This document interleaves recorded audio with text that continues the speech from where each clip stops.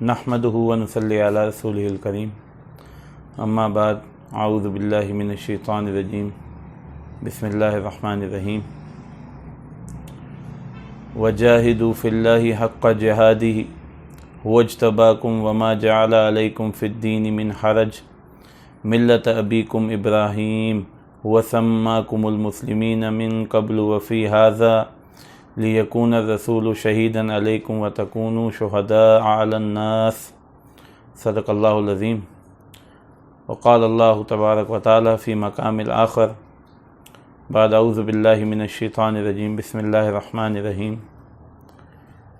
هو الذی ارسل رسولہ بالہدی ودین الحق لیظہرہ علی الدین کلہ ولو کرہ المشرکون یا ایہا الذین آمنوا هل ادلکم علی تجارۃ تنجیکم من عذاب علیم تؤمنون باللہ ورسولہ وتجاہدون فی سبیل اللہ باموالکم وانفسکم ذالکم خیر لکم ان کنتم تعلمون یغفر لکم ذنوبکم ویدخلکم جنات تجری من تحتها الانہار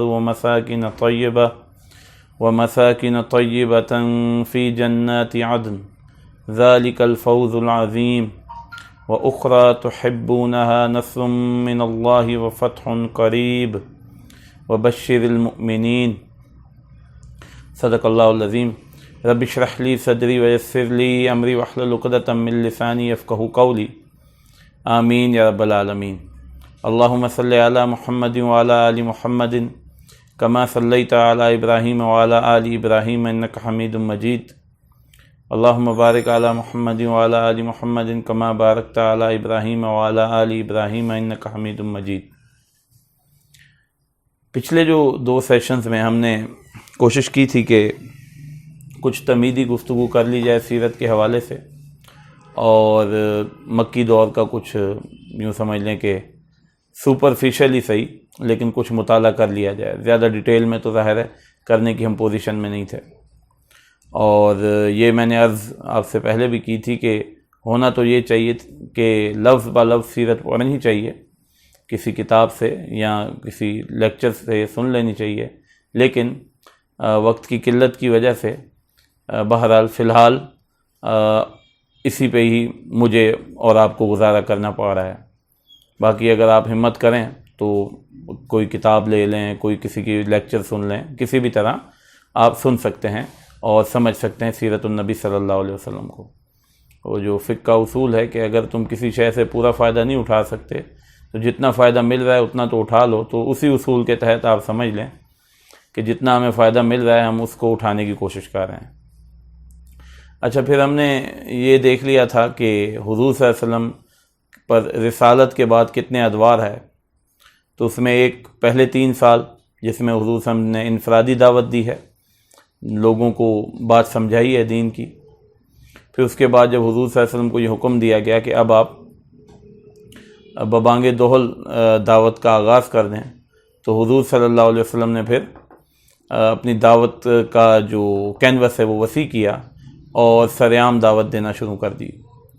تو جب یہ کیا حضور صلی اللہ علیہ وسلم نے، تو حضور صلی اللہ علیہ وسلم کے خلاف شدید ریئیکشن آیا، لیکن جب آپ مفاد پرست طبقے کے مفاد کو چیلنج کرتے ہیں تو پھر ریئیکشن آتا ہے۔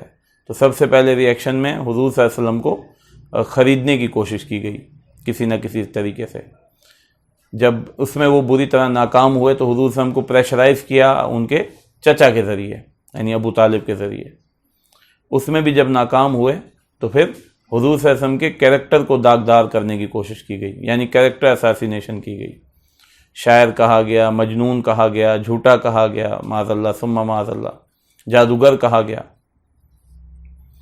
اس کے بعد پھر جب اس میں بھی ناکامی ہوئی تو پھر جو حضور صلی اللہ علیہ وسلم کے ساتھی تھے، جو اصحاب تھے، ان پہ ظلم و ستم کیا گیا اور بہت سو کو شہید بھی کر دیا گیا۔ اور اسلام کے جو پہلے 2 شہداء تھے وہ دونوں میاں بیوی، یعنی حضرت یاسر رضی اللہ عنہ اور ان کی اہلیہ حضرت سمیہ رضی اللہ عنہ، انہیں بھی شہید کیا گیا ظلم کر کر کے۔ اور صحابہ کو اس ظلم کی وجہ سے حضور صلی اللہ علیہ وسلم نے یہ حکم دیا کہ تم میں سے جو بھی چاہے ہجرت کر جائے کہاں؟ حبشہ کی طرف، ایتھوپیا کی طرف، ماڈرن دا ایتھوپیا، اس وقت تو اسے ابیسینیا کہا جاتا تھا، یعنی پچھلے کچھ یہ تقریباً 50-60 سال پہلے اس کا نام چینج ہوا ہے۔ تو 2 ہجرتیں پھر وہاں ہوئی، پہلے ایک ہوئی، پھر اگلے سال دوسری ہوئی۔ اس کے بعد پھر جب اس میں بھی انہیں ناکامی ہوئی تو اب وہ تمام جو تشدد کے معاملات ان میں جب ناکام ہوئے تو انہوں نے حضور صلی اللہ علیہ وسلم کا اور ان کے قبیلے کا کمپلیٹ سوشل بائیکاٹ کر دیا، جس میں وہاں ان سے میل جول، انہیں کھانا فراہم کرنا، مطلب ہر چیز، وہ کچھ بھی نہیں کر سکتے، انہیں یوں سمجھ لیں کہ نظر بند کر دیا گیا، اپنے ہی علاقے میں نظر بند کر دیا گیا۔ بہت برے حالات تھے، 3 سال کا عرصہ، یعنی حضور صلی اللہ علیہ وسلم کی نبوت کو 7 سال گزر گئے تھے تو تب یہ بائیکاٹ لگایا گیا، اور جب نبوت کو 10 سال ہو گئے، یعنی 3 سال گزر گئے، تو یہ بائیکاٹ ختم کیا گیا۔ اس کے فوراً بعد ہی ابو طالب بھی فوت ہو گئے اور حضرت خدیجہ الکبریٰ رضی اللہ عنہا بھی اس دنیا سے چلی گئی۔ حضور صلی اللہ علیہ وسلم نے اس سال کو عام الحزن کا نام دیا، یعنی غم کا سال۔ اس کے بعد پھر حضور صلی اللہ علیہ وسلم نے ایک کوشش یہ کی کہ طائف کی طرف سفر کیا اور وہاں دین کی دعوت پھیلانے کی کوشش کی، لیکن وہاں بھی ظاہری طور پہ ناکامی ہوئی۔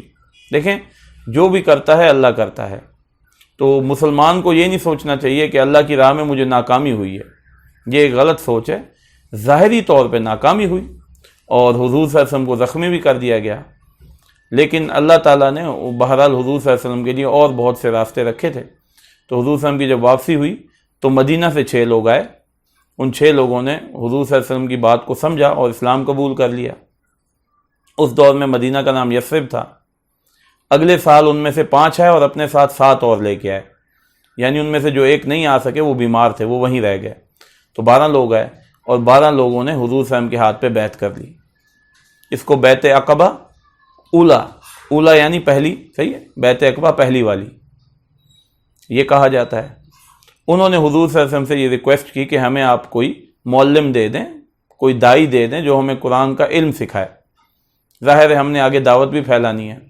تو اس ضمن میں حضور صلی اللہ علیہ وسلم نے حضرت مصعب بن عمیر رضی اللہ عنہ کو چوز کیا اور انہیں ان کے ساتھ بھیج دیا۔ اگلے سال ان کی محنت کی وجہ سے اور اللہ تعالیٰ کے فضل کی وجہ سے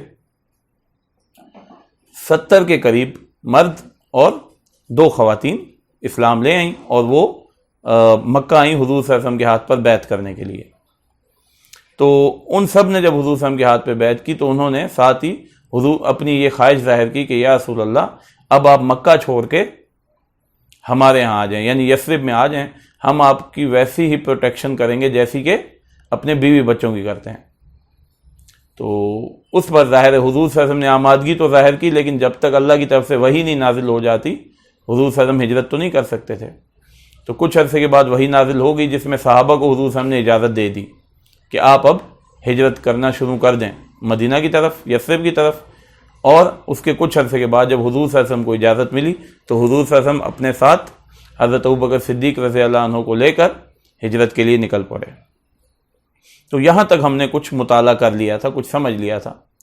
ساتھ ہی ہم نے یہ بھی دیکھ لیا تھا کہ ایک بیعت ہوئی، ٹھیک ہے، بیعت کے کانسیپٹ کو سمجھا تھا۔ پہلے تو یہ سمجھا تھا کہ بیعت کیا ہے، لین دین، ایک ہاتھ دو ایک ہاتھ لو، یعنی کچھ دو کچھ لو، سمپل ہے۔ آج کل کے زمانے میں سمجھنے کے لیے بزنس ٹرانزیکشن کا جو لفظ یوز ہوتا ہے اس کو آپ سوچ لیں، یا بزنس جو ڈیلز ہوتی ہیں، یا بالکل ہی گراؤنڈ لیول پہ آ جائیں تو آپ کے پاس کوئی پراپرٹی ہے، آپ نے بیچی، تو جس کو بیچی اس نے آپ کو رقم دی، آپ نے وہ پراپرٹی اس کو دی اور اس نے آپ کو رقم دی، اس کے کاغذ دیے اور فائنلی آپ نے ہاتھ ملا لیا، تو یہ بیعت ہو گئی۔ بالکل اسی طرح بیعت حضور اس دور میں بھی ہوتی تھی۔ تو وہ جو بیعت ہوئی ہے وہ بڑی اہم ہے کہ اس بیعت کے الفاظ ہمارے لیے بہت اہم ہیں۔ آج کل بیعت کے کچھ ایسے نظام بھی رائج ہیں جو بہرحال اسلامی بیعت سے اتنے ملتے جلتے نہیں ہیں، لیکن ہم نے انہیں اسلامی بیعت کا نام دے دیا ہے۔ تو اس زمانے میں دیکھیں تو حضور صلی اللہ علیہ وسلم نے جو بیعت لی وہ کیا تھی، بایعنا رسول اللہ صلی اللہ علیہ وسلم علی السمع والطاعۃ فی العسر والیسر والمنشۃ والمکرہ، کہ ہم نے حضور صلی اللہ علیہ وسلم کے ہاتھ پر بیعت کی تھی۔ کس چیز کی بیعت کی تھی؟ ہم سنیں گے اور اطاعت کریں گے، خواہ تکلیف ہو یا آسانی ہو، خواہ ہمارے دل کو برا لگے یا دل کی آمادگی ہو، خواہ ہم پر کسی کو ترجیح دے دی جائے، ہم کوئی تنازع نہیں کریں گے اور حق بات کے معاملے میں کسی ملامت گر کی ملامت برداشت نہیں کریں گے، یعنی ہم حق بات کر دیں گے۔ تو ایک بات تو یہ جو کہ بڑی اہم ہے۔ اچھا، جب یہ بیعت ہو گئی تو اب حضور صلی اللہ علیہ وسلم تو سب سے اینڈ میں حضور صلی اللہ علیہ وسلم نے ہجرت کی۔ حضور صلی اللہ علیہ وسلم کے بعد بھی ظاہر ہے حضرت علی نے ہجرت کی ہے، لیکن جو کثیر تعداد میں لوگ تھے انہوں نے ہجرت کرنا شروع کر دی، حضور صلی اللہ علیہ وسلم نے ان کو اجازت دے دی۔ ان میں سے کچھ لوگ ایسے تھے جنہوں نے سرعام ہجرت کی، لوگوں کو بتا کے کی، باقی سب نے چھپ کے کی۔ ان میں سے وہ کون ہیں؟ وہ حضرت عمر رضی اللہ عنہ ہیں، جنہوں نے سب کو بتا کے ہجرت کی کہ میں ہجرت کرنے لگا ہوں۔ حضور صلی اللہ علیہ وسلم نے حضرت ابوبکر صدیق رضی اللہ عنہ کو روکے رکھا کہ ہم ساتھ ہی ہجرت کریں گے، اور پھر حضور صلی اللہ علیہ وسلم بھی ہجرت کر گئے۔ اب ہجرت ایک اتنا اہم کانسیپٹ ہے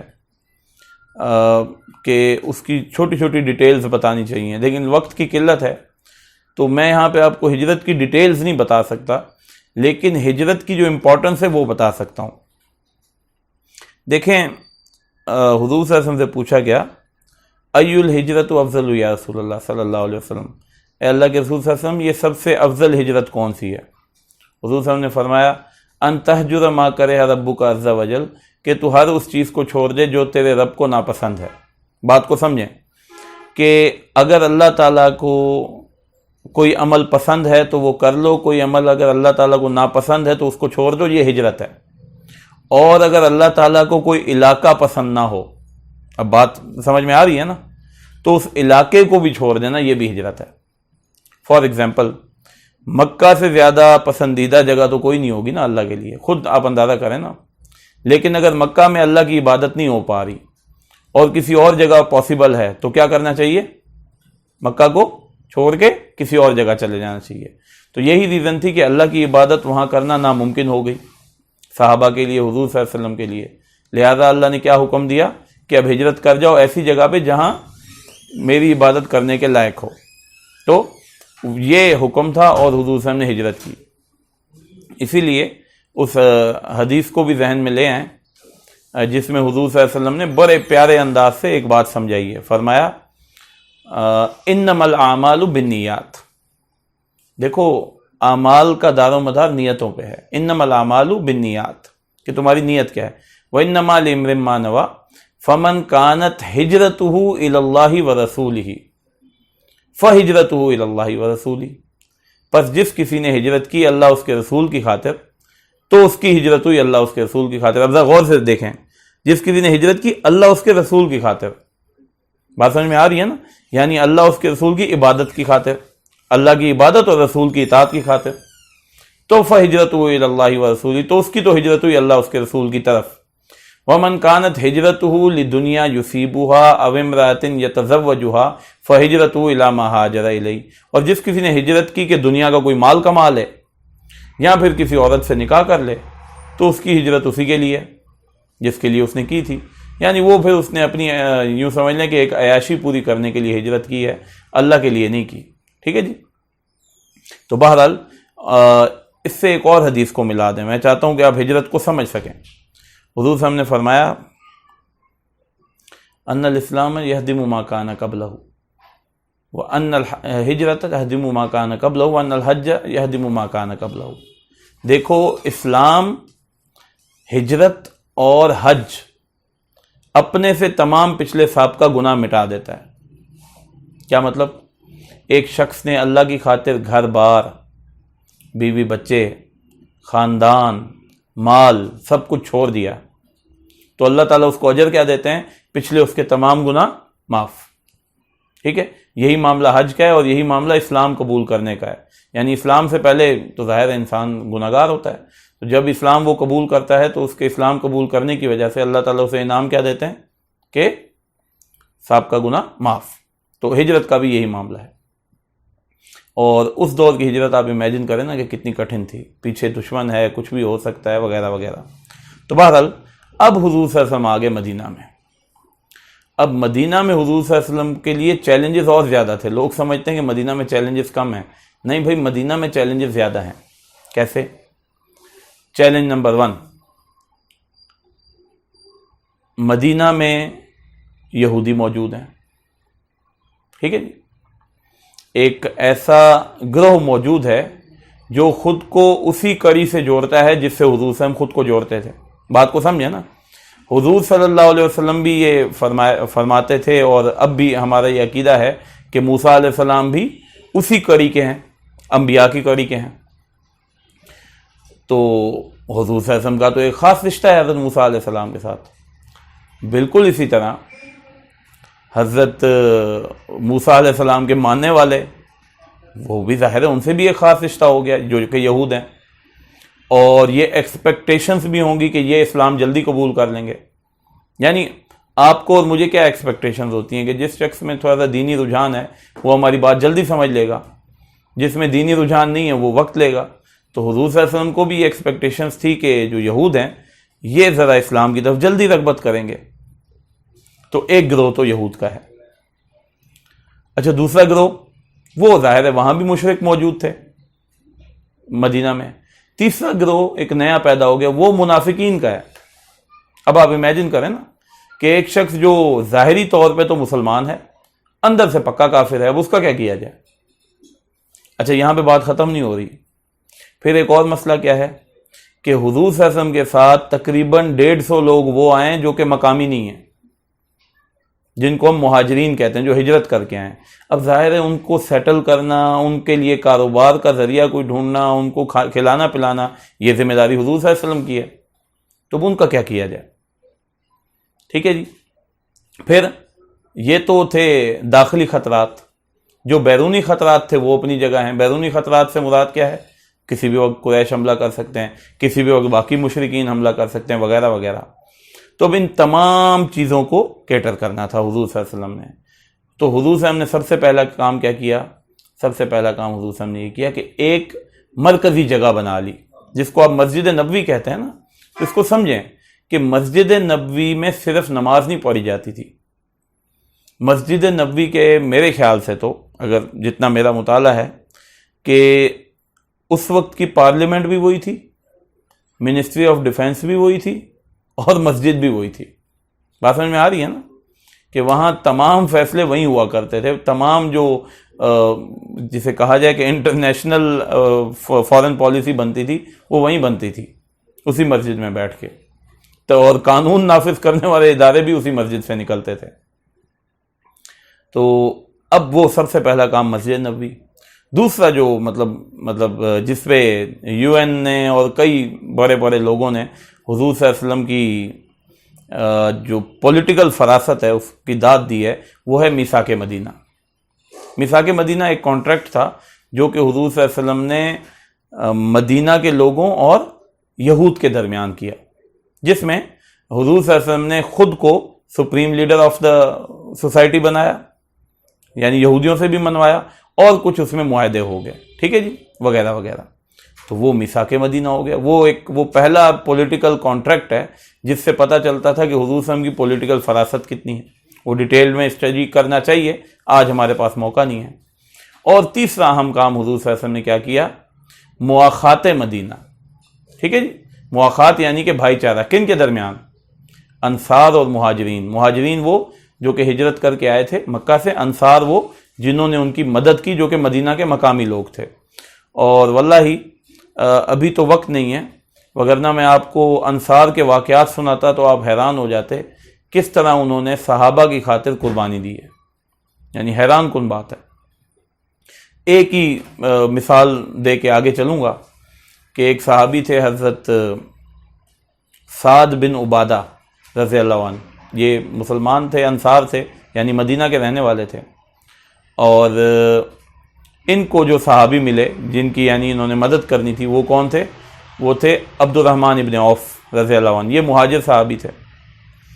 تو اب ذرا ان کے الفاظ پہ غور کیجیے گا. انہوں نے کہا دیکھو بھائی، میرے پاس تو ڈھیر ساری جائیداد ہے، آدھی تم لے لو آدھی میں رکھ لیتا ہوں. اب آج کل آپ امیجن کریں نا، یہ پاسبل ہے؟ ہماری جیب سے تو 10 روپے نکلتے ہوئے ہمیں بڑی تکلیف ہو رہی ہوتی ہے. تو وہاں پہ کیا کہا؟ آدھی تم لے لو آدھی میں رکھ لیتا ہوں. پھر اگلا جملہ سنیے گا، میرا گھر مدینہ میں ان گھروں میں سے جو ڈبل سٹوری ہے. ڈبل سٹوری یعنی کہ جس کا فرسٹ فلور بھی ہے، گراؤنڈ فلور تو ہے ہی ہے. تو ایک فلور تم لے لو، ایک میں رکھ لیتا ہوں. تیسری بات تو حیران کن ہے، میری 2 بیویاں، ایک کو طلاق دیتا ہوں، اس سے نکاح کر لو. اور امیجن کریں کہ کتنی بڑی قربانی ہے. یہ انصار کا ٹائٹل اتنا ایزی نہیں ہے کہ مل جائے. یا ایھا الذین آمنوا کونوا انصار اللہ کما قال عیسی ابن مریم للحواریین من انصاری الی اللہ قال الحواریون نحن انصار اللہ. ٹھیک ہے, تو اللہ کسی کو اگر انصار کہے, کسی کو حضور صلی اللہ علیہ وسلم انصار کہیں, تو واقعی انہوں نے اتنی مدد کی کہ وہ ڈیزرو کرتے تھے یہ اسٹیٹس. اور بھی ڈھیروں واقعات ہیں, یعنی سینکڑوں واقعات ہیں جو سنانے کے قابل ہیں, لیکن بہرحال وقت کی قلت ہے.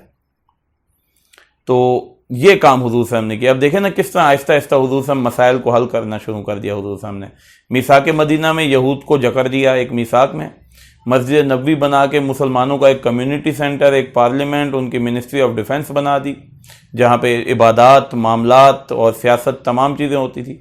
اور تیسرا کام, انصار و مہاجرین میں محبت پیدا کر دی, مواخات مدینہ.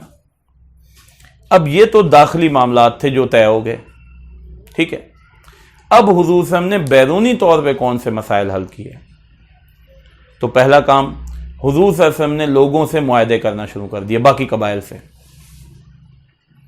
مختلف قبائل سے حضور صلی اللہ علیہ وسلم نے میٹنگز کی, ان کے ساتھ معاہدے کرنا شروع کر دیے, اور ان کے ساتھ یہ باتیں طے کر دی کہ دیکھو تمہارے پاس دو آپشن ہیں. ایک آپشن کیا ہے, ہم لوگوں کے ساتھ مل جاؤ, ہمیں سپورٹ کرو, یا پھر یہ کہ قریش کو بھی سپورٹ نہ کرو, ہمیں بھی سپورٹ نہ کرو, جسے کیا کہا جاتا ہے, نیوٹرل رہو, غیر جانبدار بن کے رہو, یا پھر ہماری طرفداری کرو. تو اس معاملے میں حضور صلی اللہ علیہ وسلم نے ایک معاملہ تو یہ کیا. دوسرا معاملہ کیا کیا, حضور صلی اللہ علیہ وسلم نے قریش کی جو روٹ تھا جہاں سے وہ ہجرت کیا کرتے تھے, وہاں پہ چھیڑ خانی شروع کر دی. چھیڑ خانی سے مراد یہ کہ ان کو روکنا شروع کر دیا. تو دو کام, پہلا اس کو سمجھایا کیسے کرتے تھے کہ جی پولیٹیکل آئسولیشن آف قریش. ٹھیک ہے, قریش کی پولیٹیکل آئسولیشن کی, کیسے کی کہ ان کے جو حمایتی تھے ان کی حمایت توڑ دی. نمبر 2, اکنامک بلاکیڈ آف قریش, یعنی ان کے جو ٹریڈ راؤٹس تھے وہاں پہ حضور صلی اللہ علیہ وسلم نے ناکے لگا دیے اور انہیں روکنا شروع کر دیا. تو یہ بنیادی طور پہ ہو کیا رہا تھا, غور سے دیکھیں نا کہ یہ جو وہ بہت مشہور جملہ ہے عرب کا کہ لومڑی اپنے بل میں جو چھپی ہوئی تھی اب اسے باہر نکالا جا رہا ہے. لومڑی جو اپنے بل میں چھپی ہوئی تھی اس کے اوپر گرم پانی ڈال کے اسے باہر نکالا جا رہا ہے. ایک طرف اسے پولیٹیکلی آئسولیٹ کیا جا رہا ہے, جو اس کی پولیٹیکل طاقت تھی اس کو ڈرین کیا جا رہا ہے. سیکنڈلی اس کا جو ذریعہ معاش تھا اس پہ پابندیاں اور قدغنیں لگائی جا رہی ہیں. اور یہ بہرحال حضور صلی اللہ علیہ وسلم نے بیرونی طور پہ یہ کام کیا اور داخلی طور پہ یہ کام کیا. آہستہ آہستہ پے بپے ان لوگوں کو یہ محسوس ہونا شروع ہو گیا کہ حضور صلی اللہ علیہ وسلم کے ساتھ اب تو کسی نہ کسی طرح ٹاکرا کرنا ہی ضروری ہے, کیونکہ اس کے بغیر تو ہمارا گزر بسر ختم ہو جائے گا. یہی ہوا کہ ایک قافلہ نکلا جو کہ شام کی طرف جا رہا تھا, اور اس کے بارے میں دو آراء ہیں. ایک رائے تو یہ ہے کہ وہ بہت ہی بڑا قافلہ تھا تجارتی. دوسری رائے یہ ہے کہ وہ جو مہاجرین اپنا سامان چھوڑ کے گئے تھے نا مکہ میں, وہی سامان بیچنے کے لیے یہ قافلہ نکلا تھا شام کی طرف. ٹھیک ہے, اب شام کی طرف جو جانے کا راستہ ہے وہ مدینہ سے ہو کے گزرتا ہے. اب مسلمانوں نے پیچھا تو کیا لیکن وہ نکل گئے. اچھا, اب ان کو بھی اندازہ تھا قریش والوں کو کہ واپسی پہ تو یہ نہیں چھوڑیں گے, اس بار تو نکل گئے, واپسی پہ تو یہ ہمیں نہیں چھوڑیں گے. تو واپسی آنے سے پہلے ہی انہوں نے اپنا ایک سوار بھیج دیا مکہ کی طرف, اور مکہ والوں کو کہا دیکھو جب ہم شام جا رہے تھے تو ہمارا پیچھا کیا گیا تھا, اب واپسی پہ بھی ہمارے لیے کوئی نہ کوئی رکاوٹ ہوگی, لہٰذا تم کوئی ایک آرمی بھیج دو جو ہمیں یہاں سے ساتھ لے کے جائے. پہلا مسئلہ یہ پیش آیا. دوسرا مسئلہ یہ پیش آیا کہ حضور صلی اللہ علیہ وسلم نے کچھ صحابہ کو کہا کہ طائف کے قریب ایک وادی ہے, وادی نخلا, وہاں چلے جاؤ اور وہاں سے ان کا قافلہ گزر رہا ہے تو اس کو دیکھو, یعنی کچھ کرنا نہیں لیکن اس کو دیکھو. وہاں پہ ہوا کیا, ایک صحابی کے ہاتھ سے تیر نکل گیا. تیر نکلا تو جا کے کسی کو لگا, وہ انسان وہیں مارا گیا. ٹھیک ہے جی, اب دو واقعات ایک ہی وقت میں ہو گئے. پہلا وہ شخص جو مارا گیا, ٹھیک ہے, اور دوسرا واقعہ کیا ہوا کہ یہ قافلے کا کیا ہوگا. اب تو قریش کے اندر آگ ہی لگ گئی نا. ٹھیک ہے, کچھ لوگ ابھی بھی چاہتے تھے کہ جنگ نہ ہو, ان کی خواہش یہ تھی کہ جنگ نہ ہو، لیکن وہاں پہ آپ سمجھتے ہیں نا، یہ اکثر جب امریکن فارن پالیسی بنتی ہے تو یہ جملے آتے ہیں، اکثر آپ نے سنے ہوں کہ جی ہاکس اور جو ڈو تھے ان کے آپس میں مقابلے میں ہاک جیت گیا یا ڈو جیت گیا. تو جب بھی امن کی بات ہوتی ہے تو کہتے ہیں جی ڈوز جیت گئے، یعنی وہ نرم مزاج قسم کے پرندے جیت گئے، یعنی کوئی پارلیمنٹ میں جو نرم مزاج کے پرندے تھے کیبنٹ میں. اور اسی طرح جب کوئی ایسا فیصلہ ہوتا ہے جہاں کوئی جنگ ہوتی ہے تو کیا کہتے ہیں جی ہاکس جیت گئے، یعنی جو سخت مزاج کے بندے تھے ان کی بات مانی گئی ہے. تو جب یہ دو واقعات ہوئے تو ویسے تو قریش کے لوگ ایسے تھے جو جنگ نہیں چاہتے تھے حضور صلی اللہ علیہ وسلم کے ساتھ، لیکن ان واقعات کے بعد نتیجہ کیا نکلا کہ وہ جو ہاکس تھے نا، ٹھیک ہے، جو سخت مزاج کے تھے، وہ ان کو موقع مل گیا. انہوں نے کہا جی اب تو جنگ کرنی ہی کرنی ہے. تو 990 لوگوں کا ایک لشکر تیار کیا گیا جس میں بڑے بڑے قریش کے سردار اور قریش کے جو حلیف قبائل تھے ان کے سردار وہ نکلے، اور اس نیت سے نکلے کہ ہم قافلے کو لے آئیں گے اور اگر جنگ کرنی پڑی تو جنگ بھی کریں گے. یہاں سے جب حضور صلی اللہ علیہ وسلم کو پتہ چلا، اچھا یہ بھی بھئی ایک نا خوبصورت اسٹوری ہے کہ جب حضور صلی اللہ علیہ وسلم کو پتہ چلا کہ قافلہ واپس آ رہا ہے تو حضور صلی اللہ علیہ وسلم نے لوگوں کو کہا کہ جو جلدی جلدی چل سکتا ہے وہ چلے. یعنی حضور صلی اللہ علیہ وسلم نے یہ نہیں کہا کہ سب چلیں. کیوں؟ کیونکہ حضور صلی اللہ علیہ وسلم کو اور صحابہ کا یہ گمان تھا کہ ہم کہاں جا رہے ہیں؟ قافلے کے پیچھے جا رہے ہیں، تو جو جلدی جلدی چل سکتا ہے چلے. راستے میں پہنچے تو معلوم ہوا کہ نہیں جی وہاں سے تو 990 لوگوں کا لشکر آ رہا ہے، 1000 لوگوں کا لشکر آ رہا ہے. تو ان کا کیا کرنا ہے؟ وہ جو 1000 لوگوں کا لشکر آ رہا ہے تو وہاں جانا ہے یا قافلے کی طرف جانا ہے؟ اب یہ دو، اسی لیے دیکھیں بدر میں اسی لیے 8 تلواریں تھیں. بات سمجھ میں آ رہی ہے نا؟ بدر میں اسی لیے 2 گھوڑ سوار تھے، ٹھیک ہے جی. بدر میں اسی لیے کم اونٹ تھے کہ صحابہ نے یہ نہیں سوچا تھا کہ آگے کسی میجر لشکر سے جنگ ہو رہی ہے. صحابہ کا کیا گمان تھا کہ ایک قافلہ ہے، قافلے کے 2-3 گارڈ ہوں گے، ان کو ویسے ہی ڈرائیں گے دھمکائیں گے، وہ ویسے ہی بھاگ جائیں گے، تو اتنے زیادہ ہتھیار لے کر جانے کی کیا ضرورت ہے. یہ تو جب راستے میں پہنچے تو پتہ چلا نا کہ جی یہاں تو مسئلہ ہی دوسرا بنا ہوا ہے. تو بہرحال اس کا نتیجہ کیا نکلا کہ حضور سے ہم نے مشاورت کی صحابہ کے ساتھ، اشیرونی مجھے مشورہ دو.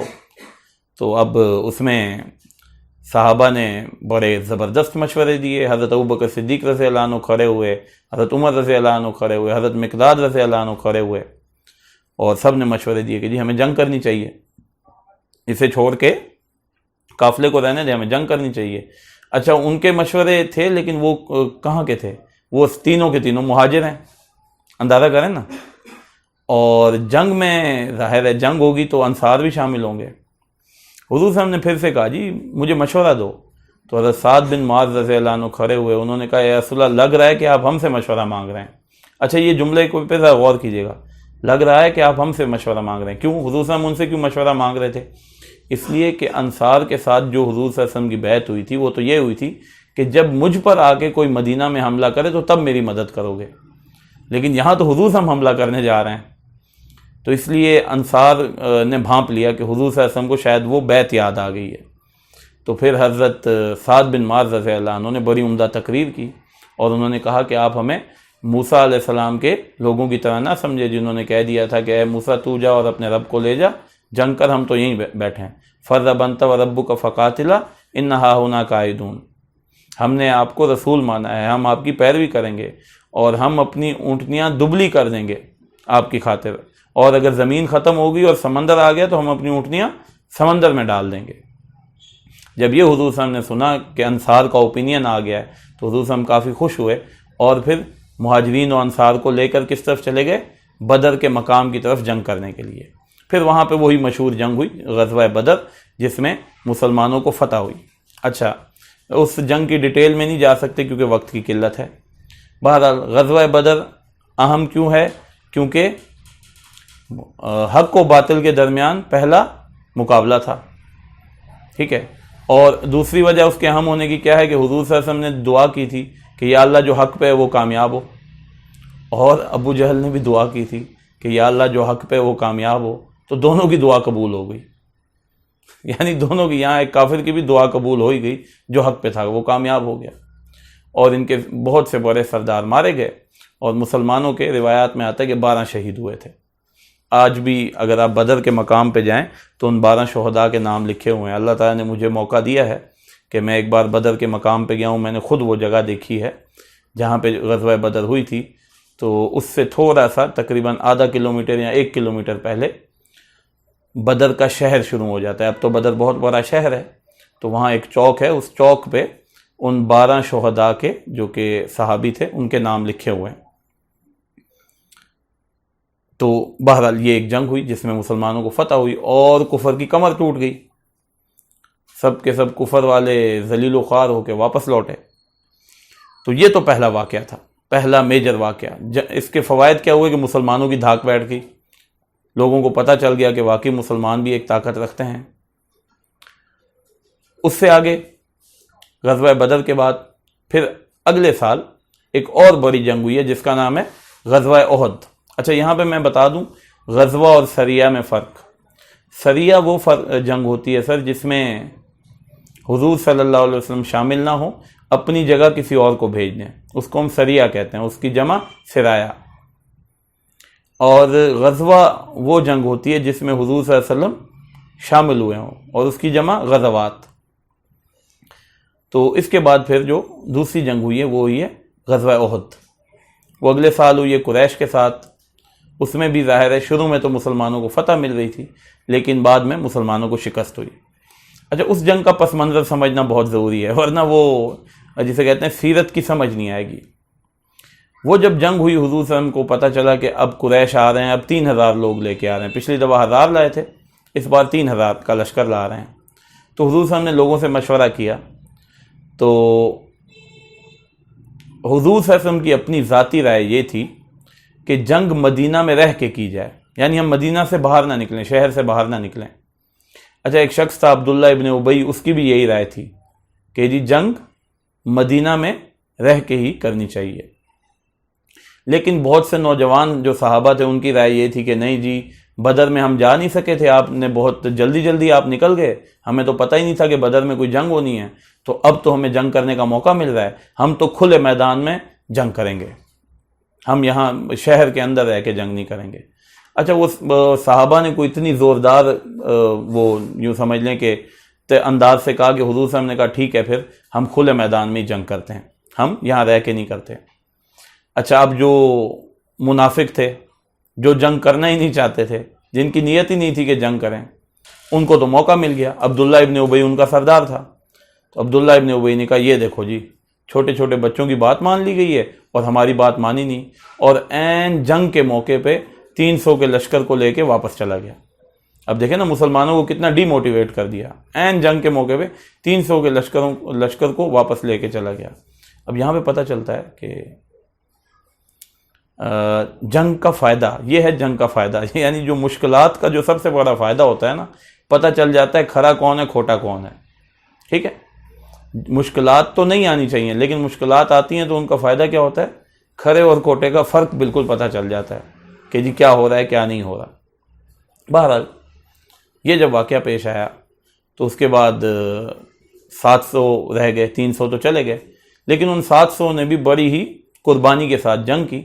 لیکن بہرحال وہی ہوا جس کا جو کہ اللہ تعالیٰ مسلمانوں کو چیک کرنے کے لیے واقعات کرتے رہتے ہیں، کہ شروع میں تو مسلمانوں کو فتح ہو رہی تھی، بعد میں پھر ایک جگہ پہ مسلمانوں سے ایک چھوٹی سی غلطی ہوئی اور پھر مسلمانوں پر پیچھے سے حملہ ہو گیا۔ جب پیچھے سے حملہ ہوا تو ظاہر ہے آگے سے بھی حملہ ہو رہا تھا، پیچھے سے بھی ہو رہا تھا، تو مسلمانوں کو شکست ہوئی۔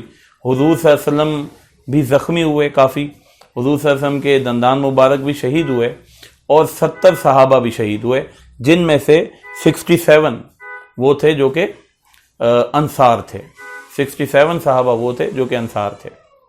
بہرحال یہ وہی جنگ ہے جس کے بعد شہادت کے فضائل، شہادت پہ احادیث اور وہ سب نازل ہوئیں، ٹھیک ہے جی، وغیرہ وغیرہ۔ اور حضور صلی اللہ علیہ وسلم کا ایک قول ہے بڑا ہی پیارا کہ اشہدو، میں گواہی دیتا ہوں، انکم شہداء، کہ یہ جتنے بھی ہیں نا، جتنے بھی ہیں یہ 70 کے 70 یہ پکے شہید ہیں۔ دیکھیں ایک جب انسان مرتا ہے تو ہم تو انسانی طور پہ کہتے ہیں کہ یہ شہید ہوا تھا، لیکن اس کی نیت تو ہمیں نہیں پتہ ہوتی نا، شاید وہ اندر سے منافق ہو، لیکن حضور صلی اللہ علیہ وسلم نے کیا فرمایا، میں گواہی دیتا ہوں کہ یہ سب کے سب شہداء ہیں، یعنی یہ سب کے سب منافق نہیں تھے، سب کے سب اللہ کی دین کی خاطر ہی جنگ کر رہے تھے۔ اس میں نا بڑے جسے کہتے ہیں کہ دل دہلا دینے واقعات ہیں۔ یعنی ایک جگہ حضور صاحب نے پوچھا کہ عامر ابن ربیعہ کہاں ہے نا، کوئی مجھے ڈھونڈ کے لا دے عامر ابن ربیعہ، تو دیکھے تو صحیح تھا عامر ابن ربیعہ زندہ ہے یا مر گیا۔ تو ایک صحابی گئے گھومتے گھامتے اور ڈھونڈ رہے تھے عامر ابن ربیعہ، عامر ابن ربیعہ۔ تو ایک شخص تھا جو خون میں لت پت تھا، جس کی شکل نظر نہیں آ رہی تھی، اس نے آواز دی کہ میں ہوں عامر ابن ربیعہ۔ تو وہ گئے کہ السلام علیکم، تو انہوں نے کہا وعلیکم السلام، کہا یہ سلام حضور صلی اللہ علیہ وسلم نے دیا ہے تمہارے لیے، اور حضور صلی اللہ علیہ وسلم فرما رہے ہیں کہ عامر ابن ربیعہ زندہ ہے یا شہید ہو گیا۔ تو حضرت عامر ابن ربیعہ نے کہا کہ حضور صلی اللہ علیہ وسلم کو کہنا کہ شہید ہو گیا، بچ نہیں سکا، اور وہ بھی آپ کے سلام کا جواب سلام سے ہی دے رہا ہے۔ اچھا، تو وہ جانے لگے، وہ جیسے ہی جانے لگے کہا رکو سن لو میری بات۔ کہا اچھا وہ کون سی بات ہے؟ کہا میں اتنا بڑا سردار ہوں، میرے لوگوں کو بھی تو کوئی نہ کوئی پیغام دو نا۔ یہ تو حضور صلی اللہ علیہ وسلم کے لیے پیغام تھا نا کہ میں نے ان کے سلام کا جواب سلام سے دیا۔ کہا ہاں بتاؤ کیا پیغام دینا ہے؟ کہا پیغام یہ ہے کہ اگر حضور صلی اللہ علیہ وسلم پر ایک خروچ بھی آئی اور تم زندہ ہوئے تو تمہارے زندہ رہنے کا کوئی فائدہ نہیں۔ حیران کن بات ہے، میں کبھی کبھار سوچتا ہوں کہ یہ صحابی اگر اس وقت حضور صلی اللہ علیہ وسلم کی حالت دیکھ لیتے زخمی، اور جس طرح حضور صلی اللہ علیہ وسلم کے چہرے پہ بھی چوٹ لگی ہوئی تھی، منہ پہ بھی چوٹ تھی، دانت بھی شہید ہو گئے تھے، تو یہ تو ویسے ہی مر جاتے انہیں دیکھ کے۔ تو یعنی ایسی قربانیاں، یعنی مرنے کے بعد بھی، یعنی اب انہیں پتہ ہے کہ میں مر جاؤں گا، لیکن وہ اپنی قوم کو یہ سکھا کے جا رہے ہیں کہ میرے بعد تم نے کوئی بے وفائی نہیں دکھانی، بلکہ وفا اور دکھانی ہے، اور تمہارے ہوتے ہوئے ایک خروچ بھی نہیں آنی چاہیے حضور صلی اللہ علیہ وسلم پر۔ تو ایسی قربانی انصار کی، حضور صلی اللہ علیہ وسلم کو بچاتے بچاتے 17 انصار شہید ہوئے، یعنی بچانے سے مراد تیر جو حضور صلی اللہ علیہ وسلم پہ برستے تھے۔ لیکن یہاں پہ ہمیں مہاجرین کی بھی قربانی نہیں بھولنی چاہیے۔ 70 تیر لگے حضرت طلحہ رضی اللہ عنہ کو، حضرت طلحہ بن عبید اللہ کو 70 تیر لگے۔ حضرت ابوبکر صدیق رضی اللہ عنہ اپنے آخری ایام تک یہ جملہ کہا کرتے تھے کہ احد کا دن اور کسی کا نہیں تھا، صرف طلحہ کا تھا، صحیح ہے کہ اس نے حضور صلی اللہ علیہ وسلم کو بچاتے بچاتے 70 تیر اپنے سینے پہ کھائے۔ تو یہ بہرحال ایک دردناک واقعہ تھا۔ اسی واقعے کے بعد بہت سے شرعی قوانین آئے، کیوں؟ بہت سے لوگ شہید ہو گئے تو وراثت کا قانون بن گیا، اسلام میں پھر وراثت کا قانون نازل ہوا، اور پھر جو کہتے ہیں کثرت شادی کا جو قانون ہے، یعنی 4 شادیوں کا قانون، وہ بھی تب نازل ہوا کیونکہ بہت سے لوگ شہید ہو گئے نا۔ ان کے یتیموں کی قسم پرسی، یتیموں کے خیال رکھنا، یہ تمام بعد میں قوانین آئے نا، ٹھیک ہے جی، یتیموں کے مال کا کس طرح خیال رکھنا ہے وغیرہ وغیرہ۔ سورہ نساء پوری کی پوری غزوہ احد کے بعد ہی نازل ہوئی ہے۔ اس کے بعد چھوٹی موٹی جھڑپیں ہوتی رہی، لیکن ایک جو بڑی جنگ ہوئی ہے پھر غزوہ احزاب یعنی غزوہ خندق کی ہوئی ہے۔ بیچ میں یہودیوں کے ساتھ بھی ظاہر حضور صلی اللہ علیہ وسلم کے مسائل رہے، تو ان میں سے 2 قبائل کو تو حضور صلی اللہ علیہ وسلم نے نکال دیا تھا کہ نکل جاؤ، تم یہاں رہ ہی نہیں سکتے۔ وہ جا کے خیبر میں شفٹ ہو گئے، اور یہاں پہ جو قریش کے ساتھ پھر جو بڑی جنگ ہوئی ہے وہ غزوہ خندق ہوئی ہے۔ غزوہ خندق میں قریش نے کیا کیا کہ اکیلے نہیں آئے، 10,000 کا لشکر لائے، جس میں بنو غطفان کے قبائل کو بھی ساتھ لے کے آئے۔ اچھا وہ لالچی لوگ تھے بنو غطفان والے، وہ صرف مال و متاع اور کھجوروں کے پیچھے آ گئے، کیونکہ مدینے میں کافی کھجوریں ہوتی ہیں، وہ اس لالچ میں آئے تھے، لیکن 10,000 کا لشکر بڑا تھا، اب اس کو ہینڈل کرنا بہت مشکل تھا۔ اور عین اسی موقع پہ جب 10,000 کے لشکر نے یہاں سے حملہ کر دیا، پیچھے سے جو یہودیوں کا ایک قبیلہ بچا ہوا تھا بنو قریظہ، اس نے غداری کر دی، یعنی اب پیچھے سے بھی دشمن، آگے سے بھی دشمن۔ بہرحال وہ ایک طویل واقعہ ہے کہ کیا ہوا، کس طرح خندق کھودی گئی، اس کا نام غزوہ خندق بھی ہے۔ حضرت سلمان فارسی رضی اللہ عنہ نے مشورہ دیا کہ جی خندق کھود لی جائے تاکہ وہ یہاں نہ آ سکیں اور ہم ان پہ تیر برساتے رہیں، تو خندق کھود دی گئی، اور وہ 10,000 کا لشکر بہرحال جسے کہتے ہیں ہاتھ ملتے ہوئے واپس چلا گیا، صحیح ہے، یعنی منہ اپنا ٹکا سا لے کے واپس چلے گئے، اب اس کیفیت میں نہیں تھے کہ مسلمانوں پہ حملہ کر سکتے۔ اور اس میں چھوٹے موٹے واقعات ہوتے تھے، کبھی کبھار ان میں سے کوئی 5-6 لوگ یہاں آ بھی جاتے تھے، ان کے ساتھ جنگیں بھی ہوتی تھی وغیرہ وغیرہ، کبھی کبھار کوئی تیر وہاں سے آتا تھا تو کسی کو لگ بھی جاتا تھا، یعنی ایک تیر ایسا آیا کہ حضرت سعد ابن معاذ کو لگا، اور ایسا شدید لگا کہ اسی تیر کی وجہ سے ہی حضرت سعد ابن معاذ بعد میں شہید ہو گئے، لیکن کچھ عرصہ زندہ رہے، یعنی کہ زخمی حالت میں رہے۔ اسی طرح ایک بار ایک واقعہ یہ ہوا کہ ایک شخص پہنچ گیا، اس کا نام تھا عمرو ابن عبد ود۔ عمرو ابن عبد ود وہ شخص تھا کہ جس کے سامنے پورے عرب میں کوئی نہیں آ سکتا تھا، 100 لوگوں کی طاقت رکھتا تھا، مشہور تھا۔ تو عمرو ابن عبد ود جب آیا تو اس کے مقابلے میں پھر حضور صلی اللہ علیہ وسلم نے اپنے شعر کو بھیجا، یعنی حضرت علی رضی اللہ عنہ کو، ان کو بھیجا، اور پھر اللہ سے دعا کی کہ یا اللہ احد میں حمزہ مجھ سے لے لیا تھا، اب مجھ سے علی نہ لے لینا۔ تو اچھا یہاں پہ نا ایک چیز بڑی اہم ہے، وہ بھی ذہن میں رکھیں کہ حضرت علی رضی اللہ عنہ پہلے دن سے ہی بہادر تھے، ایسا نہیں کہ بعد میں ان کو بہادری آئی تھی، لیکن بڑے صحابہ کی وجہ سے ان پر اتنا دھیان نہیں جاتا تھا۔ یعنی اب آپ نوٹ کریں، بدر میں حضرت علی انہی لوگوں میں سے نا جو پہلے 3 تھے جنہوں نے جنگ کی تھی، جو پہلے 3 مسلمانوں کی طرف سے گئے تھے، حضرت علی، حضرت عبیدہ اور حضرت حمزہ۔ لیکن سب کو یاد یہ ہے کہ حضرت حمزہ نے بڑی بہادری سے جنگ کی تھی، کیوں؟ عمر میں بڑے ہیں، زیادہ واضح طور پہ ہو کے نظر آتے تھے، پھر یہ کہ سردار تھے، تو وہ ان کی نا بہادری زیادہ نظر آتی تھی۔ احد میں بھی یہی ہوا وہ، لیکن اب اس موقع پہ حضرت حمزہ تو نہیں تھے، وہ تو شہید ہو گئے تھے احد میں، تو اب اس موقع پہ کس کی باری؟ یہی حضرت علی کی۔ تو حضرت علی کی بہادری کے چرچے پہلی بار اب ہوئے۔ بات سمجھا پا رہا ہوں میں شاید، کہ بہادر پہلے دن سے ہی تھے، لیکن بہادری کے چرچے یا یوں سمجھ لیں کہ وہ فیمس اب پہلی بار ہوئے جب انہوں نے عمرو ابن عبد ود کو ایک ہی وار میں مارا ہے، ایک ہی وار میں مارا ہے، اور ایسا شدید وار کیا ہے کہ روایات میں آتا ہے کہ وہ وار چلا اس جگہ سے، کندھے سے چلا اور نیچے ناف تک تلوار چلی گئی۔ وہ جو وار انہوں نے چلایا حضرت علی رضی اللہ عنہ نے، حضرت علی رضی اللہ عنہ کا نا قد تھوڑا سا چھوٹا تھا۔ یہ جو لوگ کبھی کبھار بدتمیزی میں کہتے ہیں نا یہ بالکل ہی چھوٹا قد تھا، ایسا نہیں ہے، تھوڑا سا، یعنی یوں عربوں کے نا قد لمبے ہوتے تھے نارملی، تو تھوڑا سا قد چھوٹا تھا۔ تو کسی نے مذاق اڑائی حضرت علی رضی اللہ عنہ کی، پھر جب انہوں نے یہ کارنامہ کیا تو سب کے منہ بند ہو گئے، ٹھیک۔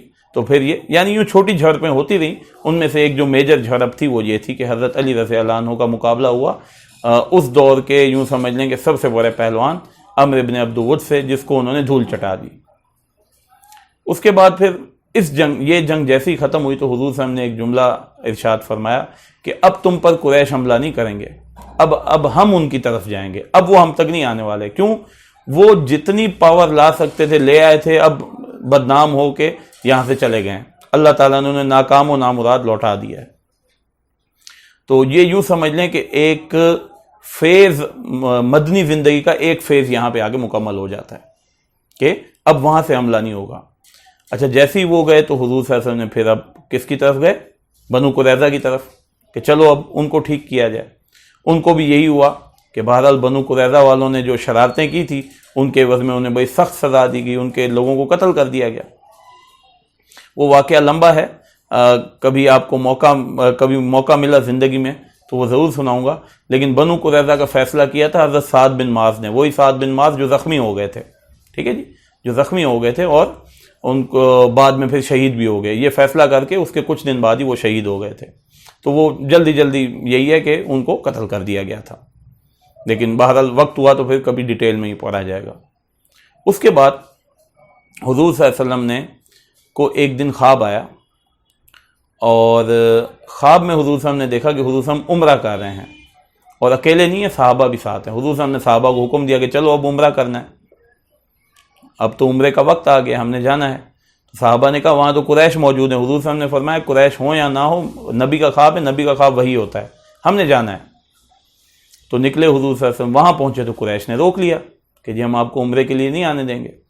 کچھ لوگ کہتے ہیں 1800 صحابی تھے، کچھ لوگ کہتے ہیں 1400 صحابی تھے حضور صلی اللہ علیہ وسلم کے ساتھ، لیکن بہرحال ہم 1400 کو مانتے ہوئے آگے چلتے ہیں۔ وہاں پہنچے تو جی پہلے تو انہوں نے عمرہ کرنے سے روک دیا، پھر حضور صلی اللہ علیہ وسلم نے حضرت عثمان کو بھیجا کہ جاؤ بھائی ان کو کہو کہ میں عمرہ کرنے آیا ہوں، میں جنگ تو کرنے نہیں آیا، یہ اچھی عادت نہیں ہے کہ اللہ کے گھر سے تم لوگوں کو روکو۔ حضرت عثمان کو انہوں نے کچھ دن کے لیے روک لیا، یہ بات پھیل گئی کہ جی حضرت عثمان کو شہید کر دیا گیا۔ حضور صلی اللہ علیہ وسلم نے صحابہ کو کہا کہ اب تم بدلہ لیے بغیر نہیں جائیں گے، یا اپنی جان دیں گے یا پھر ظاہر ہے ان سے حضرت عثمان کی جان کا بدلہ لیں گے۔ تو بہرحال کچھ عرصے کے بعد یعنی 1-2 دن کے بعد حضرت عثمان زندہ صحیح سلامت واپس آ گئے، اور انہوں نے ایک شخص کو بھیجا سہیل ابن عمرو کو کہ جا کر ان سے کوئی معاہدہ کر لو، اور حضور صلی اللہ علیہ وسلم نے ان کے ساتھ معاہدہ کر لیا۔ اچھا وہ معاہدے میں یہ ہے کہ جی 10 سال تک جنگ نہیں ہوگی، ٹھیک ہے. اچھا اب آپ بھی سوچ رہے ہوں گے کہ انہوں نے آخری جملہ پہلے بتا دیا ہے، اس لیے پہلے بتایا کہ اگلے پہلے دو جملے ان پہ تھوڑی ڈیبیٹ ہو سکتی ہے، تو وہ ڈیبیٹ بھی کرنی ہے. تو ایک یہ بات تھی کہ اگر کوئی مسلمان دوبارہ کافر بن کر واپس آ جائے مکہ تو مکہ والے واپس نہیں بھیجیں گے. اور وہاں سے کیا تھا کہ اگر کوئی کافر مسلمان ہو کر اپنے ولی سے پوچھے بغیر مدینہ میں آ جائے تو حضور سے ہم اسے واپس بھیج دیں گے. اب یہاں سے کئی صحابہ کو غصہ آ گیا اس بات پہ. کیوں غصہ آ گیا جی؟ کہ اچھا ہمارا بندہ جائے تو اسے یہ واپس نہیں بھیجیں گے، ادھر سے کوئی مسلمان بن کے آ جائے تو ہم اسے واپس بھیج دیں، یہ کیا بات ہوئی؟ حضور سے ہم نے کہا نہیں، یہ معاہدہ تو اسی طرح ہی ہوگا جس طرح ہوا ہے. اور ایک تو ایسا واقعہ ہے کہ ابھی معاہدہ سائن ہوا ہے اور سائن کروا کے سہیل ابن عمرو نکل رہے ہیں، پیچھے سے حضرت ابو جندل آ گئے. حضرت ابو جندل نے کہا کہ مسلمانوں میں اپنی رسیاں چھڑا کے پہنچ گیا ہوں. وہ ان کو قید کیا ہوا تھا. وہ کس نے؟ حضرت سہیل ابن عمرو نے، کہ سہیل ابن عمرو بھی تو ان کے باپ تھے، بعد میں یہ بھی صحابی ہو گئے. تو مسلمانوں دیکھو میں اپنی رسیاں چھڑا کے آ گیا ہوں، حضرت ابو جندل نے کہا. تو حضرت علی رضی اللہ عنہ نے کہا کہ تم نے دیر کر دی. حضور صاحب نے فرمایا اب تو تم نے دیر کر دی، اب تو معاہدے پہ سگنیچر ہو گئے ہیں، یعنی دونوں فریقین نے سائن کر دیا. انہوں نے کہا کوئی بات نہیں، مجھے ایک کو تو رکھ لو. کہا نہیں، اب تم نے دیر کر دی. تو وہ کہہ رہے تھے کہ دیکھو میں کافر نہ ہو جاؤں، وہاں یہ مجھے مار مار کے دوبارہ منا ہی نہ دیں، دوبارہ میں کافر ہی نہ ہو جاؤں، کچھ کرو میرا. حضور صلی اللہ علیہ وسلم نے فرمایا کہ اللہ ہی اب کچھ کر سکتا ہے. بہرحال یعنی یہاں پہ یہ بھی ذہن میں رکھیں کہ مسلمان اپنے وعدوں کے کتنے پکے ہیں، اپنے معاہدوں کے کتنے پکے ہیں، چھوٹی چھوٹی بات پہ معاہدہ توڑ نہیں دیتے. تو بہرحال جب یہ معاملہ ہوا تو اب مسلمانوں کے لیے ایک سایہ آف ریلیف بھی تھا. ہر سال ایک جنگ ہوتی تھی، تو اب حضور صلی اللہ علیہ وسلم کو موقع ملا کہ اب دین کی دعوت پھیلائی جائے. حضور صلی اللہ علیہ وسلم نے دین کی پھر دعوت پھیلائی لوگوں تک. اچھا پھر جو خیبر کے یہودی تنگ کرتے تھے ان کو بھی جا کے سیدھا کر دیا، وہاں بھی حملہ کیا اور خیبر بھی اپنے قبضے میں کر لیا کہ وہ والے جو سائڈ تھی وہ بھی صحیح ہو گئی. اچھا اب اگلے سال ایک واقعہ ہوتا ہے، کیونکہ 10 سال تک جنگ بندی تھی، 10 سال تک جنگ نہیں ہونی تھی، امن کا معاہدہ ہوا تھا. تو بیچ میں حضور صلی اللہ علیہ وسلم کا ایک حلیف قبیلہ تھا بنو خزاع، اور قریش کا ایک حلیف قبیلہ تھا بنو بکر. بنو بکر نے رات کے اندھیرے میں بنو خزاع والوں پہ حملہ کر دیا اور بنو خزاع کے لوگوں کو قتل کرنا شروع کر دیا. اب تو وہ جو معاہدہ ہوا تھا وہ تو ایک طرح کا ٹوٹ گیا. تو بنو خزاع کا جو لیڈر تھا وہ حضور صلی اللہ علیہ وسلم کے پاس آیا اور اس نے اپنی قمیص پھاڑ دی اور رو رو کے اس نے ایسی شاعری کی کہ جی ہم نے آپ کے سہارے پہ یہ معاہدہ کیا تھا اور دیکھو ہم ہی مار کے چلے گئے ہیں. تو ابھی وہ گیا ہی نہیں تھا کہ وہی نازل ہو گئی. حضور صلی اللہ علیہ وسلم نے فرمایا کہ دیکھو تمہاری مدد کی جائے گی، تم پریشان نہ ہو، تم نے اگر ہمارے سہارے پہ یہ معاہدہ کیا تھا تو ہم دیکھو اس کا بدلہ لے کے دیں گے تمہیں. اچھا یہ خبر جیسی پہنچی ادھر ابو سفیان کے پاس مکہ میں، وہ تو دورہ چلا آیا. اس نے کہا جی معاہدہ دوبارہ رینیو نہ کر دیں. تو حضور صلی اللہ علیہ وسلم نے کہا کہ ٹوٹا ہے کیا، ٹوٹا ہے جو تم رینیو کرنے آئے ہو؟ اب وہ سمجھ گیا کہ یہ تو جانتے ہیں سب کچھ لیکن اب یہ مانیں گے نہیں. تو پہلے اس نے سفارش کی جا کے اپنی بیٹی سے، جو کہ حضور صلی اللہ علیہ وسلم کی اہلیہ تھی، حضرت ام حبیبہ، حضرت رملہ رضی اللہ عنہا. انہوں نے کہا نہیں جی. پھر اگلی سفارش کی حضرت ابو بکر سے، وہ بھی نہیں مانے. اگلی سفارش کی حضرت عمر سے، حضرت عمر نے تو ڈانٹ ہی دیا. اگلی سفارش کی حضرت علی سے، حضرت علی بھی نہیں مانے. تو بہرحال وہ مایوس ہو کے واپس چلے گئے. ابھی وہ واپس نکلے تھے، حضور صلی اللہ علیہ وسلم نے کہا تیاری پکڑو، اب چلنا ہے. انہوں نے معاہدہ توڑا ہے، اب ان کو میں بتاؤں گا. اچھا یہاں پہ اب نوٹ کریں نا کہ کچھ لوگوں کا یہ کہنا ہے کہ جی اسلام میں اصل چیز صلح ہے. کچھ لوگ یہ کہتے ہیں نا کہ اسلام میں اصل چیز صلح ہے. تو اور وہ حوالہ کس چیز کا دیتے ہیں؟ حوالہ دیتے ہیں اسی صلح کا، یہ جو حضور صلی اللہ علیہ وسلم 1 سال پہلے صلح کرائے تھے جس کا نام صلح حدیبیہ ہے. تو اب ان لوگوں سے یہ پوچھا جائے اگر اصل چیز صلح ہے تو 1 سال پہلے تو حضور صلی اللہ علیہ وسلم صلح کرائے تھے، اگلے سال اب کیوں نہیں کر رہے جب اصل چیز ہے ہی صلح؟ اگلے سال تو وہ منتیں کر رہے ہیں کہ صلح کرو، حضور سے ہم نہیں کر رہے. اسی لیے ہماری کم بختی ہے کہ ہم سمجھتے نہیں اسلام میں اصل چیز ہے اللہ کے دین کو نافذ کرنا، اقامت دین کی جد و جہد. اللہ کا دین قائم ہو جائے، فرد پہ، ریاست پہ، سیاست پہ، معاشرت پہ، زمین میں، آسمان میں، یہ ہے اسلام میں اصل چیز. تو جب اس کے لیے صلح مناسب ہوگی تو صلح کی جائے گی، جب اس کے لیے جنگ مناسب ہوگی تو جنگ کی جائے گی۔ اچھا، یہ اس کی ایک بنیادی وجہ یہ بھی ہے کہ ہم کچھ بہت ہی نرم ہو گئے ہیں۔ ظاہر ہے بھائی، پاکستانی ہیں، انڈین ہندو مذہب کا اتنا ہم پہ رجحان آیا ہوا ہے، ہمیں تو مرغی بھی ذبح کرتے ہوئے آئی کی آوازیں آتی ہیں، ہائے ہائے مرغی کی بیچاری کو نہیں نہ ذبح کرو، ہم سے خون نہیں دیکھا جاتا، ہم تو سبزی کھانے والے لوگ ہیں۔ تو اس لیے نا ہمیں ویسے ہی مطلب شوق ہی نہیں ہے ان چیزوں کا، مطلب ہم چاہتے ہی نہیں کہ اسلام آئے، اور وہ اسلام جس میں کہیں جنگ آ رہی ہو وہ تو بالکل ہی نہیں آنا چاہیے، ٹھیک ہے۔ تو ہمارا جو حیولہ ہے وہی تھوڑا خراب ہوا ہے، وہ ٹھیک ہوتے ہوتے بھی ظاہر صدیاں لگ جاتی ہیں۔ تو بہرحال وہاں پہ اب ایک جنگ کی نیڈ تھی، اس لیے حضور صلی اللہ علیہ وسلم نے ایک لشکر جرار تیار کیا۔ کچھ لوگ کہتے ہیں 10,000 کا لشکر تھا، کچھ لوگ کہتے ہیں 8,000 کا لشکر تھا، اور حضور صلی اللہ علیہ وسلم نے چڑھائی کر دی مکہ والوں پہ۔ اب مکہ والوں کے پاس کوئی چانس ہی نہیں تھا کہ وہ جنگ کر سکتے۔ حضرت خالد بن ولید مسلمان ہو گئے اور اتنے لوگ مسلمان ہو گئے، ان کے پاس بچے ہی کون تھا؟ حلیف قبیلہ اب ان کا کوئی ساتھ دینے کے لیے تیار نہیں تھا، اور حضور صلی اللہ علیہ وسلم اتنا اچانک پہنچ گئے کہ وہ رات کو سوئے تھے، صبح اٹھے تو لشکر کھڑا ہوا تھا مکہ کے باہر۔ 10,000 کا لشکر ہو، آج تک انہوں نے اتنا بڑا لشکر دیکھا ہی نہیں تھا۔ تو وہ ویسے ہی ابو سفیان نے آگے سب کچھ گیو اپ کر دیا کہ جی ہم جنگ نہیں کریں گے، مہربانی کریں ہمیں بخش دیں۔ تو حضور صلی اللہ علیہ وسلم اور وہیں پہ مسلمان بھی ہو گیا، تو حضور صلی اللہ علیہ وسلم نے پھر ان کو امن دے دی، سب کو امن دے دیا کہ جو تلوار نہیں اٹھائے گا اس کے لیے امن ہے، جو اپنے گھروں میں رہے گا اس کے لیے امن ہے، سب کو امن دے دیا، سب کے لیے یوں سمجھ لیں امن لکھ کر دے دیا۔ اچھا، کچھ شرارتی لوگ تھے 15-20، انہوں نے کوشش کی تھی، ان میں سے بھی جب 2-3 قتل ہوئے تو باقی بھاگ گئے، اور حضور صلی اللہ علیہ وسلم نے مکہ فتح کر لیا۔ اور وہ کیفیت آ گئی، جاء الحق وزهق الباطل ان الباطل کان زہوقا۔ اور اس بار جو بت گرائے تھے وہ اب قیامت تک انشاءاللہ نہیں آئیں گے۔ دیکھیں، چاہتے تو پہلے دن بھی چھپ کر جاتے، سارے بت گرا کے آ جاتے۔ اگر حضور ہم چاہتے نا تو پہلے دن بھی چھپ کے رات کو چلے جاتے، سارے بت گرا کے آ جاتے۔ لیکن آپ کیا سمجھتے ہیں اگلے دن اور اچھے بت نہ بنے ہوتے؟ اگلے دن اور لیوش اور مہنگے بت بن جاتے۔ تو اب جو آئے ہیں 18 سال کے بعد، 18 کیوں 13 اور 8 21 سال کے بعد جو آئے ہیں، تو اب جو بت گرائے ہیں تو اب وہ آنے والے نہیں ہیں۔ کیوں؟ اب دل ہی چینج ہو گئے تھے لوگوں کے، اب وہ مان گئے تھے کہ یہ واقعی اللہ کے رسول ہیں، اور جس طرح حضور صلی اللہ علیہ وسلم نے معاف کیا ہے ان کو، مطلب حیران کن بات ہے نا۔ حضور جب یہ پہلے دن رات تو طواف ہی ہوتا رہا، صحابہ طواف کرتے رہے، او ہو ایسا منظر تھا، برکتیں نازل ہو رہی تھی، حضرت بلال نے اذان دے دی۔ اگلے دن حضور صلی اللہ علیہ وسلم نے کہا ذرا ان سب کو باہر نکالو، یہ جو اپنے گھروں میں چھپے بیٹھے ہیں ان کو میرے سامنے لے آؤ۔ تو حضور صلی اللہ علیہ وسلم نے فرمایا کہ کیا کرنا چاہیے تمہارے ساتھ، بتاؤ کیا کرنا چاہیے؟ تو جواب کیا آیا؟ اخن کریم وابن اخن کریم وابن اخن کریم۔ آپ تو بڑے ہی کریم بھائی ہیں، نرم دل بھائی ہیں، آپ کے جو ابا تھے وہ بھی نرم دل بھائی تھے، اور آپ کے جو دادا تھے وہ بھی نرم دل بھائی تھے۔ تو یہ ان کا اوپینین تھا حضور صلی اللہ علیہ وسلم کے بارے میں۔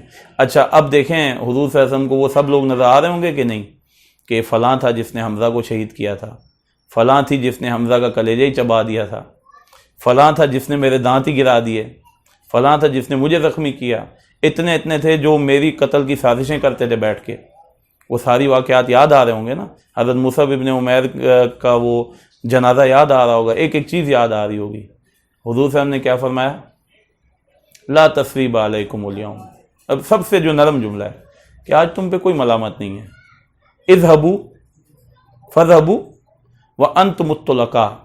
اچھا، اب اس کو اگر پنجابی میں ٹرانسلیٹ کروں تو یہ جملہ یوں بن سکتا ہے، فاذهبوا جاؤ، جا کے موجیں مارو، جاؤ، ویسے اردو میں کیا ہوگا؟ جاؤ شاباش، جاؤ یہاں سے جاؤ، فاذهبوا چلے جاؤ، وانتم الطلقاء تم سب کے سب آزاد ہو، کچھ نہیں کہوں گا، نہ کسی کو غلام بناؤں گا، نہ کسی کو قتل کروں گا، نہ کسی کو لونڈی بناؤں گا، جاؤ معاف کیا میں نے۔ وہ بالکل پنجابی میں اگر دیکھیں، جاؤ جا کے موجہ مارو، فاذهبوا جاؤ، انتم الطلقاء آزاد ہو، سب کے سب کو آزاد کر دیا۔ اب یہ کوئی رحم دلی لائے نا، ایک رحم دلی تو یہ ہوتی ہے کہ جی مجھے کسی نے تماچا مارا، اب میں اسے مار ہی نہیں سکتا، میں نے کہا جی معاف ہے، اب وہ تو میں نے ویسے ہی نا کہہ دیا۔ لیکن ایک یہ ہے کہ اس نے مجھے تماچا مارا تھا، اب میرے پاس طاقت ہے، میں اس کی گردن بھی اتار سکتا ہوں، تو اب کیا کرتا ہوں؟ اب کر دیتا ہوں معاف، فاذهبوا وانتم الطلقاء۔ یہ واقعہ ہوا تو لا الہ الا اللہ کی صدائیں گونجنا شروع ہو گئیں، ڈھیروں لوگ مسلمان ہو گئے۔ اس کے بعد پھر 3 بڑے واقعات ہیں۔ ایک بڑا واقعہ غزوہ حنین کی جنگ ہے جو کہ مسلمانوں نے کی، اس میں 12,000 کا لشکر تھا، 10,000 یہ اور 2,000 اور، وہ بڑا واقعہ ہے۔ اس کے بعد جو دوسرا بڑا واقعہ ہے وہ ہے غزوہ تبوک کی جنگ۔ اچھا، تبوک کی غزوہ حنین پہ تو ہم زیادہ وقت نہیں لگا سکتے، لیکن تبوک پہ وقت لگائیں گے، اس لیے اس پہ بات کریں گے، اس لیے کہ وہ پہلی جنگ ہے جو کہ انٹرنیشنل لیول پہ ہوئی ہے۔ نوٹس کریں، اس سے پہلے حضور صلی اللہ علیہ وسلم نے باہر کوئی جنگ نہیں کی، خطوط بھیجے لیکن کوئی جنگ نہیں کی، یہ پہلی بار باہر جنگ کی ہے۔ اچھا، یہ کس چیز کی گواہی دے رہی ہے؟ یہ کیا بات کیا سمجھ آ رہی ہے؟ اس سے یہ بات سمجھ آ رہی ہے کہ بھائی یہ دین صرف عربوں کے لیے نہیں تھا، عرب میں کیا چلو جی شاباش بس ہو گئی۔ حضور صلی اللہ علیہ وسلم تبوک میں وہ دروازہ کھول کے گئے کہ میرے بعد اب پوری دنیا میں یہ دین پھیلانا ہے، عربوں تک اس دین کو نہیں رکھنا، اس کی اپروچ پوری دنیا تک ہونی چاہیے۔ اور وہ 30,000 کا لشکر حضور صلی اللہ علیہ وسلم نے تیار کیا، وہاں گئے، کچھ دن رہے، پھر واپس آئے، تاکہ کلیئرٹی ہو، ہمارے ذہنوں میں کلیئرٹی ہو کہ ہم یہ اکثر سمجھتے ہیں کہ دین صرف پاکستان میں ہونا چاہیے۔ ہاں پاکستان میں ہونا چاہیے، لیکن ہونا پوری دنیا میں چاہیے، پہلے پاکستان پھر پوری دنیا، یہ نظریہ ہونا چاہیے، یہ آفاقیت ہونی چاہیے ایک مسلمان میں۔ تو حضور صلی اللہ علیہ وسلم نے بھی یہ سکھا دیا۔ وہ جو میں نے آیت تلاوت کی تھی نا، اب اس کو یاد کریں، فرمایا والذی ارسل رسولہ بالہدی، وہی ہے اللہ جس نے اپنے رسول کو بھیجا کس کے ساتھ؟ الہدی، یعنی قرآن حکیم دے کر، ودین الحق، اور ایک ایسا دین جو حق پر مبنی ہے، لیظہرہ علی الدین کلہ، تاکہ دنیا کے تمام جو طریقے زندگی ہیں، نظام زندگی، ان پر اسے نافذ کر دے، ولو کرہ المشرکون، خواہ مشرکوں کو کتنا ہی برا لگے۔ اب یہ ممکن نہیں تھا قریش میں کہ کسی اور کی شریعت پہ عمل کیا جاتا، کوئی اور معاشرت چلتی، کوئی اور سیاست چلتی۔ اب جب عرب پہ دین نافذ ہو گیا، پورے عرب پہ جب مسلمانوں کے بتائے ہوئے، حضور صلی اللہ علیہ وسلم کے بتائے ہوئے قوانین کے مطابق معاملات چلنے لگے، تو اب حضور صلی اللہ علیہ وسلم نے کیا کیا؟ اب تبوک کی طرف سفر کیا، اور وہاں پہ بھی ایک جنگ کی، غزوہ تبوک۔ یہ حضور صلی اللہ علیہ وسلم کی زندگی کی آخری جنگ ہے، اور پھر حضور صلی اللہ علیہ وسلم کی زندگی میں ایک حج ہے، خطبہ ہے، جس میں جو کہ بہت عظیم حج ہے، جس میں حضور صلی اللہ علیہ وسلم نے ایک بہت بڑا خطبہ بھی دیا اور لوگوں کو کے آگے رہنما اصول رکھے۔ اور یہ مدنی دور ہے سیرت کا، سیرت النبی صلی اللہ علیہ وسلم کا۔ اس کے بعد حضور صلی اللہ علیہ وسلم کی بیماری ہے، حضور صلی اللہ علیہ وسلم کی علالت ہے، اور پھر اس کے بعد اللہ تعالیٰ کی طرف رجوع ہے، بلا و رفیق الاعلیٰ، کہ اب میں جانا چاہتا ہوں اپنے سب سے بڑے دوست، اپنے سب سے اچھے دوست کے پاس، اس سے اچھا جو میرا ولی ہے، پشت پناہ ہے، جو میرا خیال رکھتا ہے۔ تو ایک لحاظ سے تو دیکھا جائے تو 23 برس کو ہم نے 3 گھنٹوں میں ہی بتانے کی کوشش کی ہے، جو کہ بہرحال ایک زیادتی ہے، لیکن کیا کریں، مجبوری ہے۔ نمبر 2، نوٹس کریں کہ حضور صلی اللہ علیہ وسلم ان 23 برس میں کرتے کیا رہے ہیں، یعنی آپ کیا کیا حضور صلی اللہ علیہ وسلم نے 23 برس میں؟ تو میرے نزدیک تو حضور صلی اللہ علیہ وسلم نے 23 برس میں ایک ہی کام کیا ہے، آپ نے بھی دیکھا ہوگا، وہ ہے دعوت اللہ، اللہ کی طرف بلایا، لوگوں کی طرف، لوگوں کو اللہ کی طرف بلایا۔ نارملی جب ہم کچھ دینی ہو جاتے ہیں نا، تو ہمیں 2 چیزوں کا شوق بہت چڑھتا ہے، ایک غریبوں کے لیے اسپتال بنانا، ٹھیک ہے جی، اور غریبوں کے لیے کھانا فراہم کرنا۔ اچھا، یہ دونوں چیزیں آپ اس لیے کہتے ہیں کہ یہ حضور صلی اللہ علیہ وسلم نے بھی کام کیا تھا، بالکل کیا، بسم اللہ والآخر۔ تو ہم دیکھتے ہیں کہ حضور صلی اللہ علیہ وسلم نے بھی لوگوں کی خدمت کی ہے، غریبوں کو کھانا کھلایا ہے، لیکن اگر آپ ایک انسان کو کھلاتے ہیں، پلاتے ہیں، اور کھلا پلا کے اس کو آخرت کے بارے میں نہیں سوچتے، تو یہ بھی کم عقلی ہے، ٹھیک ہے۔ تو آپ فوکس نوٹس کریں تو حضور صلی اللہ علیہ وسلم کا مین فوکس رہا ہے دعوت اللہ، اللہ کی طرف دعوت دینا۔ اب اس کے لیے جو بھی طریقے ہیں حضور صلی اللہ علیہ وسلم نے اپنائے ہیں، وَمَنْ أَحْسَنُ قَوْلًا مِّمَّنْ دَعَا إِلَى اللَّهِ وَعَمِلَ صَالِحًا وَقَالَ إِنَّنِي مِنَ الْمُسْلِمِينَ۔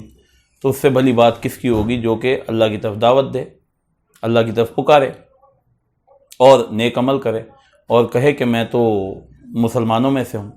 تو یہ کام بھی حضور صلی اللہ علیہ وسلم نے کیا، پھر ساتھ ہی حضور صلی اللہ علیہ وسلم نے اللہ کی راہ میں تلوار بھی اٹھائی۔